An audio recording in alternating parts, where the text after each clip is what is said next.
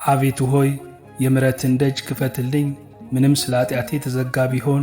አቤቱ ሆይ የቁጣህን ደጅ ዝጋልኝ፣ ምንም ስለ በደሌ የተከፈተ ቢሆንም። አንተ እንዲህ ብለሃልና የእሻ ሁሉ ያገኛል፣ ያንኳኳም ይከፈትለታል። አቤቱ ይቅርታህን ፈለግሁ፣ እንዳገኝ ስጠኝ።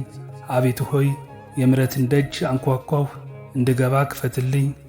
ምንም ቸርነትን ባስቆጣት ባበሳጫትም መሐሪት ዓይንህ ትመልስልኝ።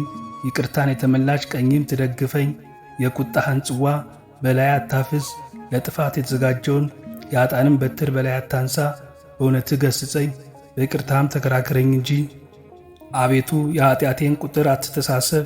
የተጻፈውን ፋቀው፣ ያልተጻፈውን ደግሞ አታስበው። ከትሩፋት ግን ጥቂት ብሠራ የሰናፍጭ ቅንጣት ያህል ቢሆን ወይም የእሳት ፍንጣሪ ያህል በቸርነትህ አብዛው። በ11ኛው ሰዓት ከተከፈላቸው ጋር ደምረኝ። አቤቱ በሕይወት መጽሐፍ የተጻፈውን አትደምስሰው፣ ያልተጻፈውን በቅዱሳን በማይጠፋው በማይደመሰሰው በቅዱሳን መጽሐፍ ጻፈው። በእኔ የደለበችውን የዕዳ በደል ደብዳቤ ወደ ምሕረት ጥልቅ ባሕር ጣላት፣ ወርውራት። አቤቱ የይቅርታ ማዕበል ሞገድ ያስጥማት፣ የስሟን ማጠራት ለዘላለም እንዳይኖር ጽሕፈቷን ንጠብ ሰርዛት።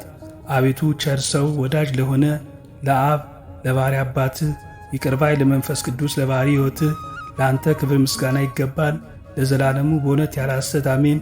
ምንጭ አርጋኖን ዘረቡ። ወስብሐት ለእግዚአብሔር ወለወላዲቱ ድንግል ወለመስቀሉ ክቡር